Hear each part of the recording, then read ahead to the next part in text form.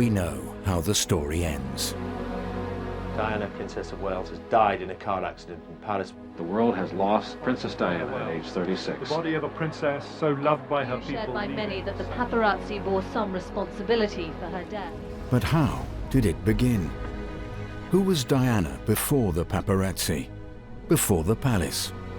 Before the prince? She may have become the people's princess, but Diana was born into the aristocracy. That's the irony. We'd called her fresh and innocent and a flower and a fairy tale, almost like she was scooped up from rags into riches. No, Diana came from one of the most powerful landed families in the country. The Spencer family contained a wide variety of dynamic, charismatic historical figures, who both were products of their ages, but also architects of their fortunes. We don't think of Diana as someone who studied history, but I think she was aware of a heritage to live up to, and perhaps something to reclaim. What made Diana, Diana? It is a story that stretches back to her childhood and far beyond. This is how a family made a princess.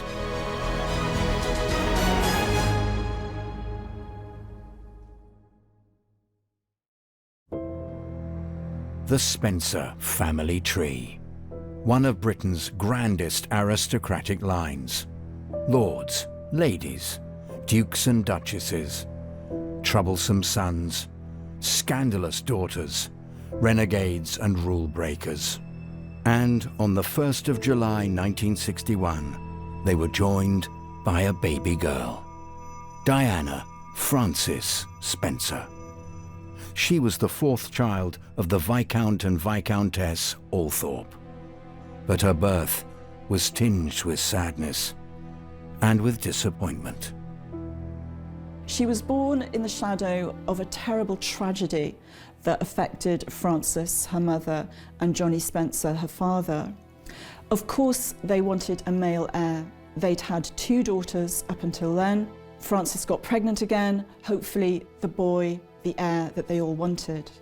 Unfortunately, he lived for 10 hours. He was born badly deformed. And Frances and Johnny were absolutely devastated.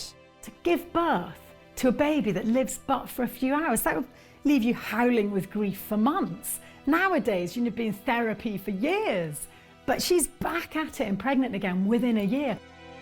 Even now, aristocratic families, titles and land are passed down the male line, what's known as primogeniture.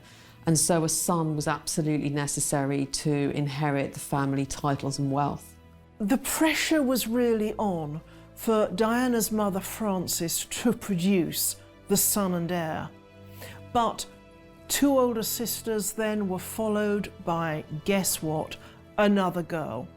It was about a week before they even bothered to find a name for Diana. Diana's parents were tortured by their lack of a son. Centuries earlier, however, it was a missing heir that had helped make the family fortune. John Churchill rose from obscurity to become the greatest military commander of his age. Early in the reign of Queen Anne, he was made the Duke of Marlborough and given command of England's armies.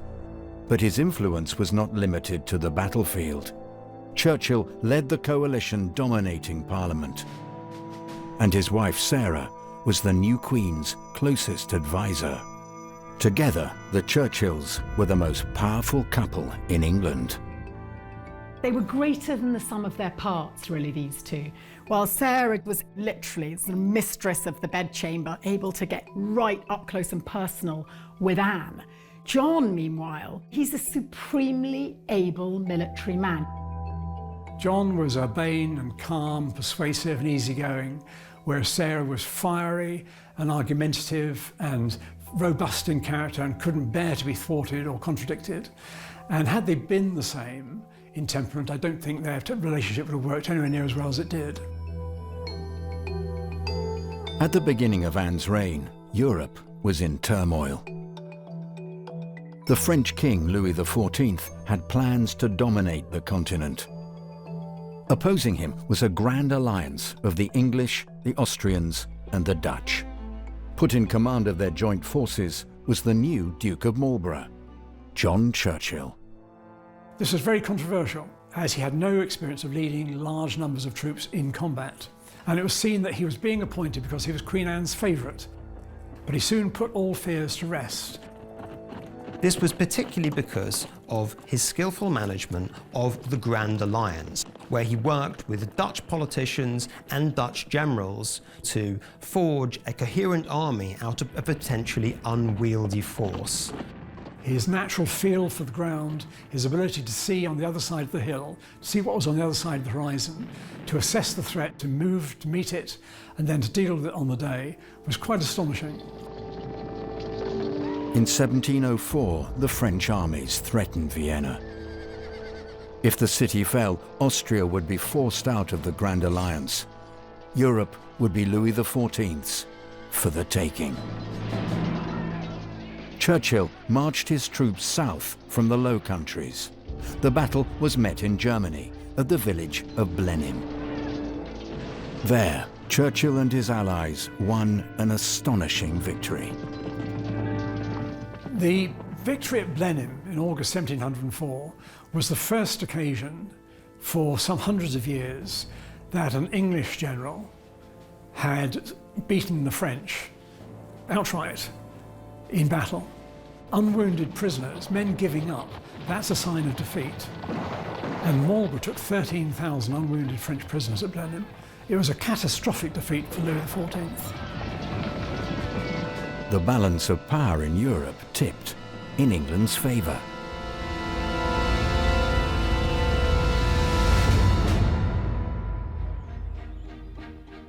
The Churchills were handsomely rewarded for John's success. An estate in Oxfordshire was gifted to them, along with the funds to build a magnificent palace there. The gift of Blenheim Palace, in a way, is a sign both of their political and social significance, but also, of course, it consolidated their position economically in terms of massive wealth. The house is a gigantic showpiece. Some of the people who had to live in it, Sarah included, actually complained of that it wasn't really ever a home. It was a monument to John Churchill's, to Marlborough's victory.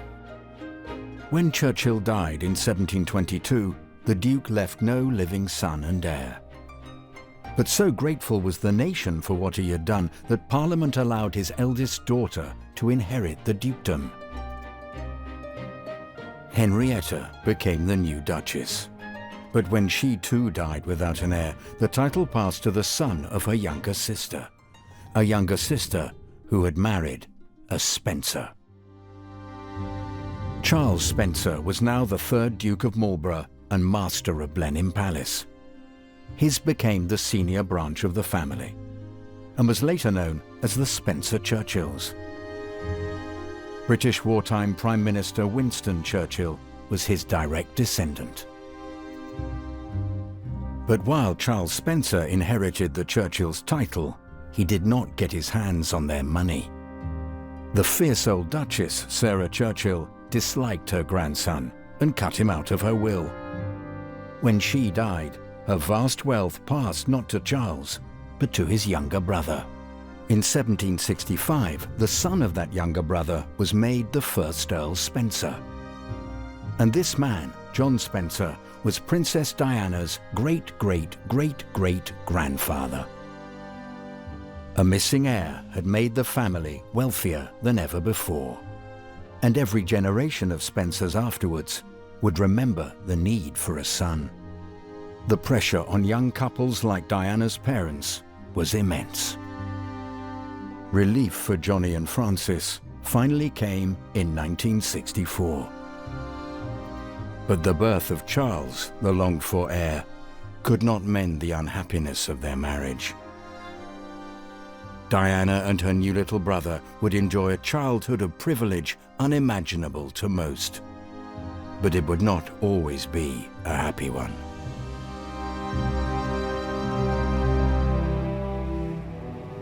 Diana Spencer was close to royalty from the very beginning. Her parents, Johnny and Frances, leased a house on the royal estate at Sandringham. It was here that Diana was born and raised. From the outside, Park House must have seemed an idyllic home.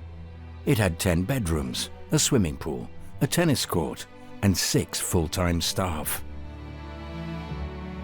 But behind closed doors, the house was the scene of furious rows and resentful silences. The marriage of Diana's parents was disintegrating. Frances hadn't found marriage easy from the start. She'd found her husband not enormously emotionally literate, basically. There'd been that huge pressure to produce a male heir, and when it seemed she couldn't, he seems to have blamed her for it. Problems, though, went deeper than that. Frances had married him quite young. There was a 12-year age gap. She was lively, very sociable. He was happy with the life of running the estate and didn't really change so much with the times. You know, why should he? Frances began an affair with a wealthy businessman. Peter Shand Kidd was bohemian, outgoing, amusing. Everything Johnny was not. In the summer of 1967, Frances left her husband for him. We think of the 60s as this kind of free-flowing decade of change. Actually, no, there was a lot of noise about change, but it was still a fairly conservative society. So the fact that Frances had taken a lover, had fallen in love with Peter Shand Kidd and wanted a trial separation was not just a shock, it was an extraordinary embarrassment. The result is that Diana's mother, Frances, got branded a bolter, as they called it in aristocratic circles, a woman who'd run away and left her family, and that's actually not fair. Frances wanted the children to come with her, but Diana and her siblings were soon entangled in a bitter custody battle. While the innate social conservatism of the time would generally have placed such custody battles in favour of the mother, she was against a lord in this instance, and a lord who had powerful witnesses to testify to his side. Not only did he get all his chums to give him a character reference, he also managed to get Frances's own mother to speak against her daughter having custody of the children. So Lady Fermor is so appalled by what her daughter's doing, the disgrace she's brought upon the family. She talks against her own child and in favour of the Viscount of Althorp. Ultimately, the outcome of the custody appeal was that her father would retain custody of the children. And again, this is remarkable. The expectation would always have been that children would stay with their mother. So on all fronts, this is a devastating story, personally, for Diana and her siblings. It's the kind of last gasp of an old establishment world where the aristocratic man would always win out over the woman. The Spencers' marriage in 1954 had been called the wedding of the year. Now their separation was the talk of high society. But it was far from the first scandal in Spencer history. 200 years earlier, in Georgian England, there had been another Spencer causing a stir. She was the ultimate late 18th century it girl. She was a hugely fashionable figure, but a controversial and a troubled one too. History would be a much less colourful place without her. She was an extraordinary woman and made her mark in a way that I don't think English society had ever seen before, certainly not from a woman. I mean, this was the era to do it. Born in 1757, Georgiana was the daughter of the first Earl Spencer. Unlike Diana, her childhood was a happy one. Her parents loved her and each other. And Georgiana's idyllic life seemed set when, 2 days before her 17th birthday, she married the most eligible bachelor in England. William Cavendish was the 5th Duke of Devonshire. Wealthy and powerful, he owned a grand townhouse in Mayfair and an even grander estate at Chatsworth. But despite Georgiana's hopes, the marriage was not to be a happy one. People at the time said, this ain't gonna work, and it was riven with complications and difficulties from the beginning. She had great difficulty at first in having children of her own. The children did come in the end, but nonetheless there was very much this pressure on her to produce the heir, and that didn't help an already fractious marriage.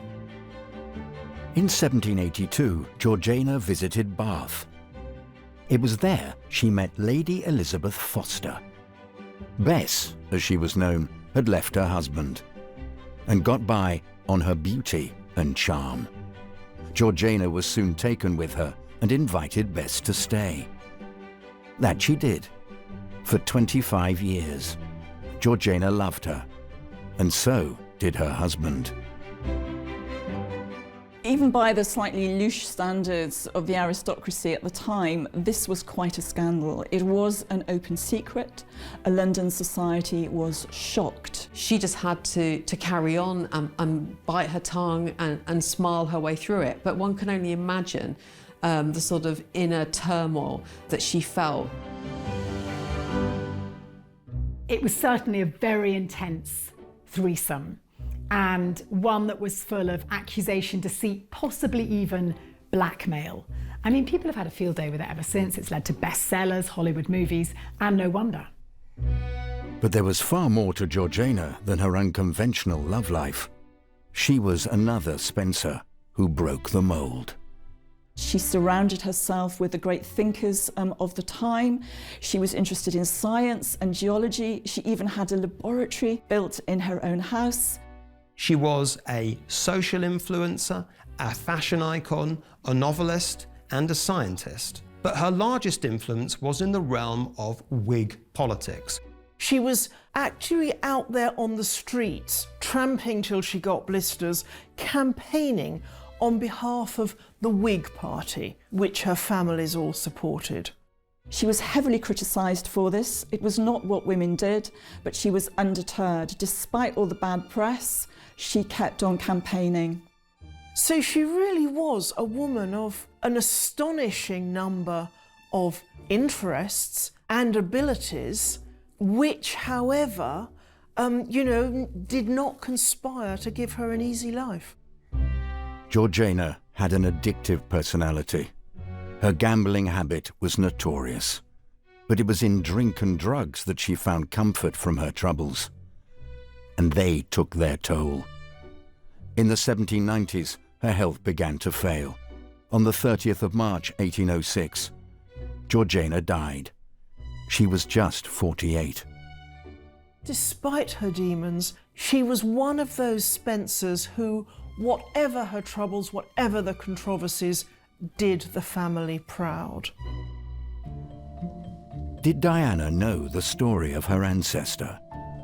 Did she see how she walked in Georgiana's footsteps? Diana's marriage would become just as unhappy, but she also shared with Georgiana that Spencer daring, that willingness to break taboos for the causes she believed in.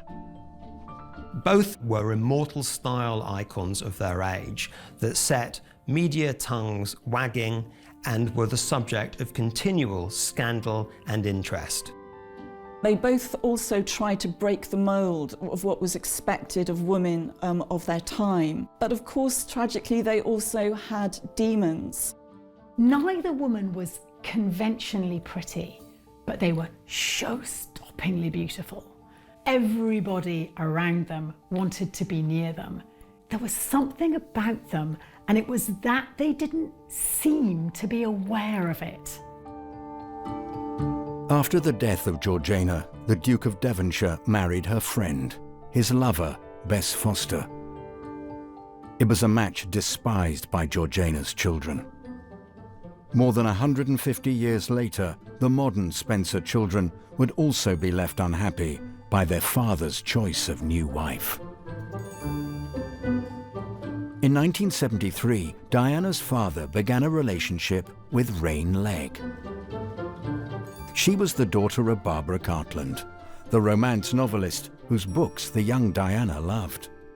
But there was not the same affection for Rain. With her mother and father remarrying, the young Diana was shuttled between two distant households. The divorce had traumatized her. She had every toy a child could wish for, but it was love she craved. Diana was always plagued with insecurities, lack of self-worth.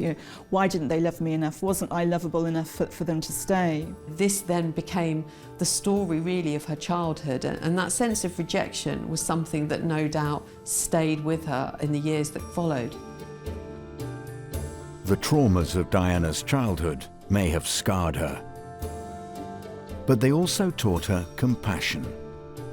It was a quality that would stay with Diana all her life, and one day lead her to fall in love with a prince.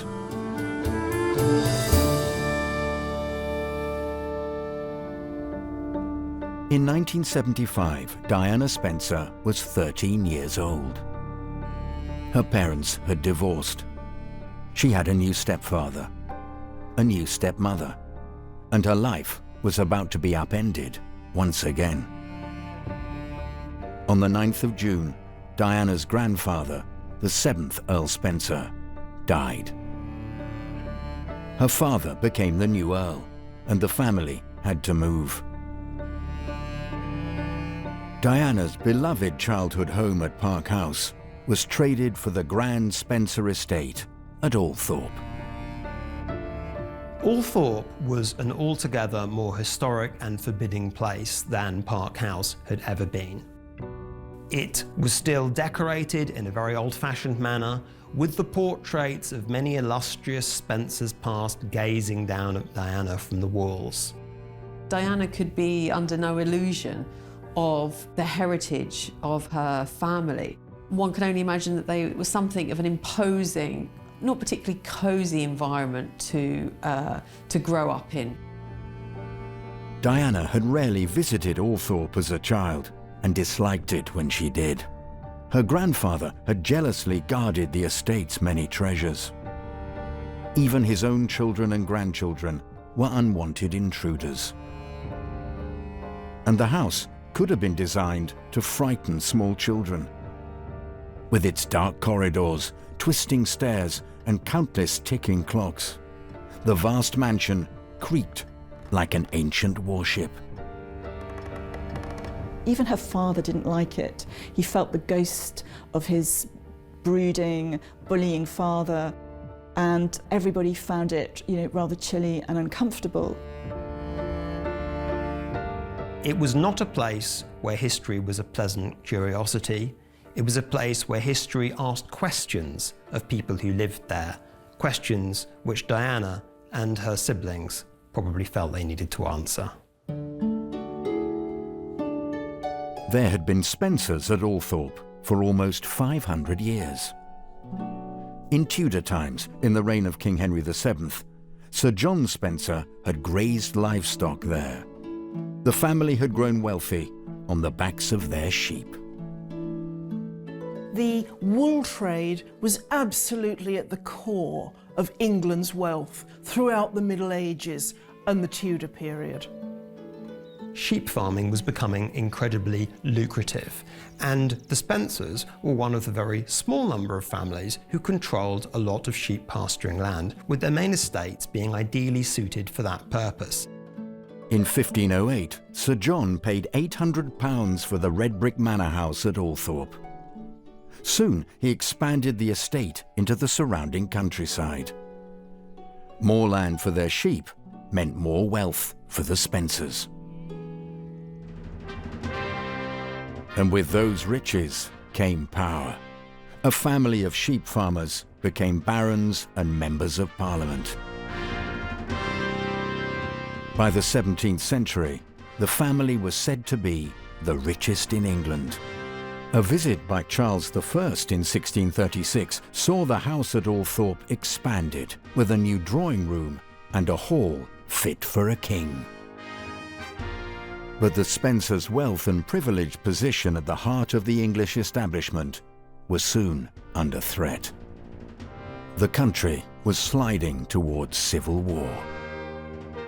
And the young lord of Althorp, Henry Spencer, would have to choose a side.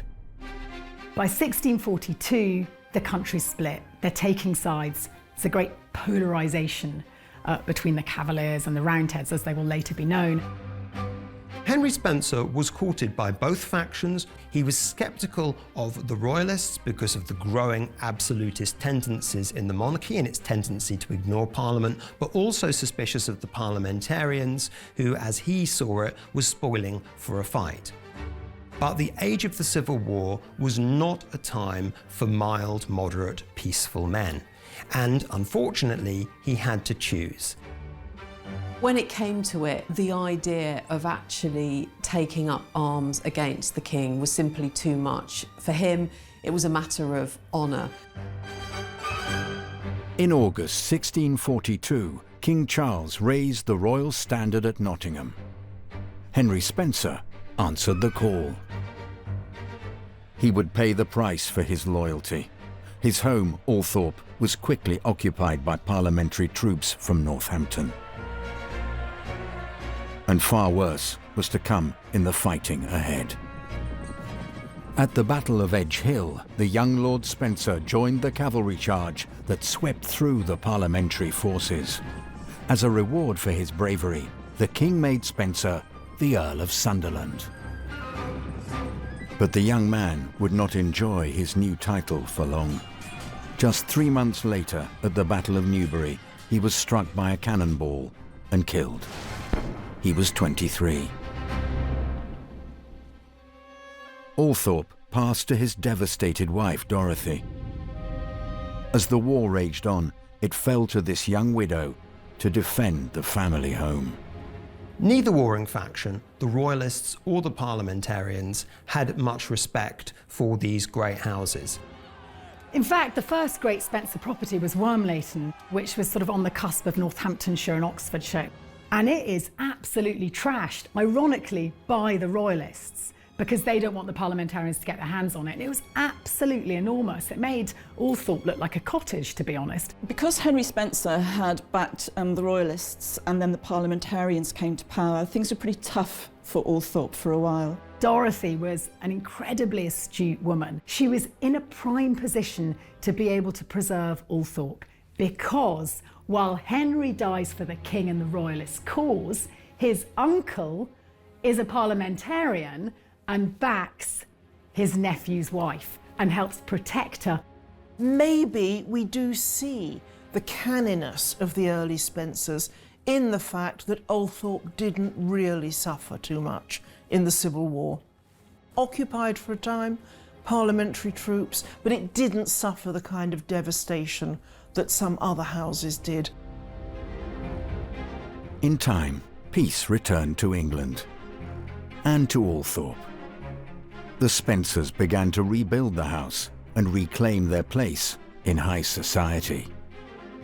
Dorothy leads the way on this, Henry's widow, and it costs quite a lot of money. You know, she covers over the courtyard and there's that great big wooden staircase running down into the saloon that still 300 years on looks pretty show-stopping. I mean, this was all part of a very deliberate, self-conscious exhibition, really, of power and of status. It was about great, noble families seeking to outdo each other in many ways, to have lavish houses where they would host parties that would become political and cultural hubs that people wanted to come to and be seen at. As each generation of Spencers passed through its halls, Althorp grew and changed. In 1733, a magnificent Palladian stable block was completed. Later, the old crumbling red brick house was encased in grey tiles. There were times when Althorp was neglected, when the Spencers were consumed by the demands of politics or by the diversions of London. But, like the family itself, the house survived. Until finally, in 1975, it passed to Diana's father. Johnny became the 8th Earl Spencer. Diana had a new title as well. She was now the Lady Diana Spencer, but it only seemed to underline what society expected of her. For Diana, like her female predecessors, it was all about marriage and then children. There were no really greater aspirations and expectations than that. But her father Johnny had, I think, broader ambitions for his daughter, and so did others. The Queen Mother, for example, had always had the view that Spencer women were potentially formidable and potentially difficult. So everyone knew that there could be something special in store for Diana. Diana was 16 when she first met Prince Charles. The heir to the throne was dating Diana's older sister, Sarah. She was just the latest in a string of girlfriends for the young prince. He was under huge pressure to marry from, on the one hand, the press, you know, who were chasing any girl he'd even looked at. On the other, perhaps his own family. I mean, there really was a feeling that he needed to get on with it. The world is watching and writing about it. It becomes increasingly difficult, I think, for this man to have natural relations with a woman because they're immediately aware of who they're talking to and probably become slightly affected. You know, it's corrupting, isn't it? Power, fame, money. Sarah was not to be the royal bride, of course. She was too spiky for a royal spouse. Her relationship with Charles didn't last. But the young Diana could not yet imagine the prince would have any interest in her. She was about to embark on a new life. In 1979, Diana turned 18. The gift from her parents was a 3-bedroom flat in West London. Diana was the distinctive Sloane Ranger, living with some girls' school friends in Coleherne Court. She had fun, whizzed round in her mini metro, and took on a series of low-paid jobs, such as nannying, such as cleaning, and then enjoyed a lifestyle which was completely incommensurate with the kind of salaries that those jobs commanded. We often think of young people moving away from home, moving to London, rebelling a bit perhaps, discovering themselves, but that wasn't the experience Diana was ever going to have. To all appearances, it was this very, very staid, really quite old-fashioned, limited upper-class life. But the great change in Diana's life was just around the corner. For Prince Charles had not forgotten the younger Lady Spencer. A story, a tragedy, to outshine all the Spencers before her, was about to begin.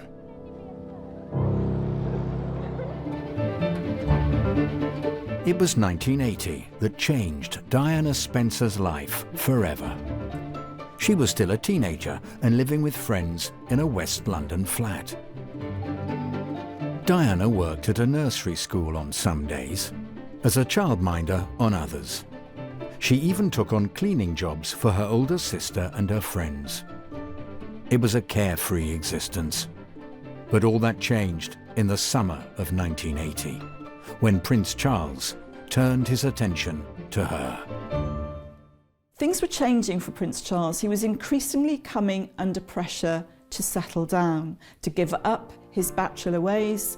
And one catalyst for him starting to think seriously about settling down was the death of his uncle Mountbatten. Just after Mountbatten's death, which was a ghastly personal tragedy for Charles, this sort of surrogate father figure is blown up. And she meets him shortly after that and is able in that kind of fresh teenage way of saying, I'm really sorry about that. I think he is impressed by her candour and the way that she isn't tongue-tied around him and seems to be unaffected by his status. He was in a very vulnerable state in several different ways, and perhaps not only in need of a suitable bride, but in need of that particular strand of warm sympathy that Diana, throughout her life, seemed particularly well equipped to give. And that's Diana's great gift. Prince or pauper, she will make you feel like the most special person in the room. And it worked for her in that moment with Charles. In July 1980, Diana was a weekend guest at a country house in Sussex. There was a polo match. Prince Charles was playing. At the barbecue afterwards, he sat with Diana. The 31-year-old prince called her Diana. She called him Sir. But that day was the beginning. Soon, Prince Charles was taking Diana to a concert at the Royal Albert Hall. Then it was a weekend at Cowes, aboard the royal yacht Britannia. An invitation to the favourite royal retreat at Balmoral followed, and with it, an introduction to the family. His intentions could not be clearer. In Diana, it seemed he had got what he needed. He'd got somebody who was clearly infatuated and in love with him, who was respectful of him and his position, who understood, who was glamorous without being too much of an exhibitionist. She's unencumbered with any baggage. The tabloids are not going to get anything on Diana. She's just come out of a single-sex boarding school and she works in a kindergarten a couple of times a week. I mean, you can't get much purer than that. She is pure as the driven snow. She looks like an English rose. She's perfect. The couple had been seeing each other for 6 months when Charles told Diana he had something to ask her. Late on the evening of the 6th of February 1981, in the nursery at Windsor Castle, Charles asked her to marry him. Diana instantly said yes. She believed in romantic love. She was infatuated with the prince, and she believed that her Prince Charming would come through in the end. What little girl born in the 1960s didn't want to marry Charles Philip Arthur George? I ask you. Of course she wanted to marry Prince Charles. So probably did all her peers. That she should be a fairy tale princess and marry a fairy tale prince was something that she thought was entirely appropriate and something that she had dreamed of since she was a small girl. Here was Diana now ready, betrothed to the Prince of Wales, marrying into the royal family, marrying the future King of England. This was a step up for the Spencers like never before. But she was not the first Spencer to be betrothed to a prince. She was not even the first Diana. 250 years earlier, there had been another Lady Diana Spencer who was set to be a royal bride. It was the ambitious plan of Sarah, the old Duchess of Marlborough, who had dominated the court of Queen Anne.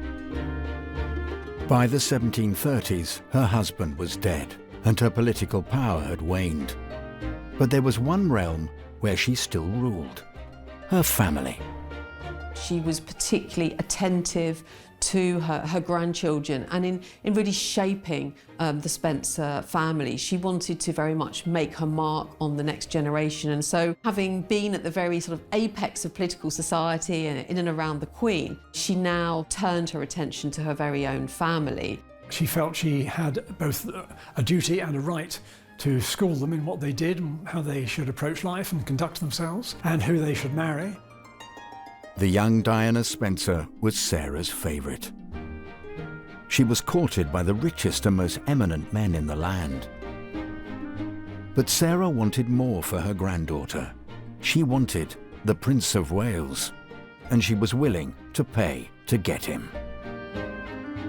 Sarah's ambition for her grandchildren, especially those she liked, was significant. It is said that she actually offered the sum of £100,000 by way of a dowry. Now this was a fabulous sum, even to a king. But the Queen Caroline had the measure of Sarah Jennings, and she quickly put a stop to it. That marriage came to nothing, and indeed that Prince of Wales never inherited the throne. No one could know at that time, of course, that the prince would die and not himself become king. The Spencers would have to wait. But 2 centuries later, the dream of the old Duchess of Marlborough was finally realised. On the 29th of July 1981, Diana Spencer married her prince at St Paul's Cathedral in London. She was made for this moment. By the trauma and privilege of her upbringing, by her own romantic imagination, and by her family's history.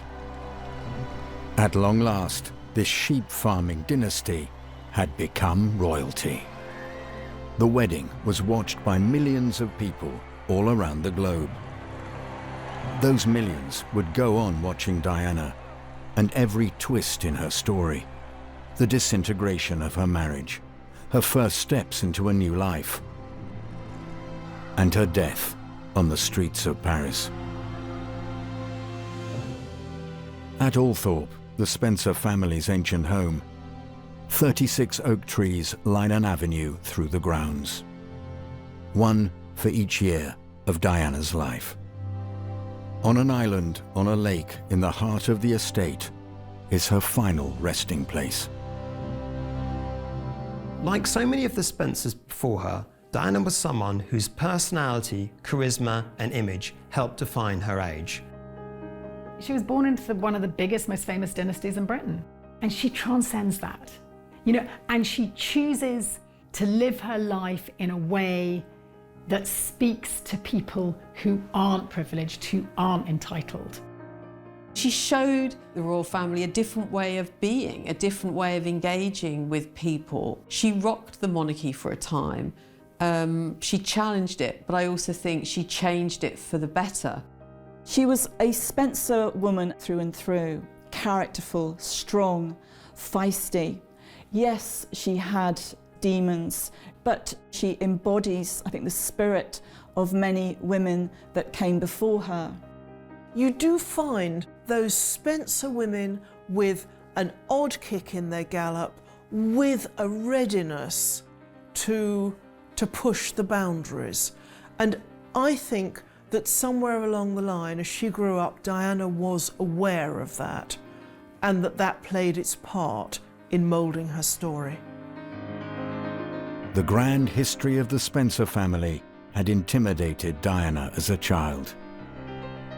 Now, she is a part of it.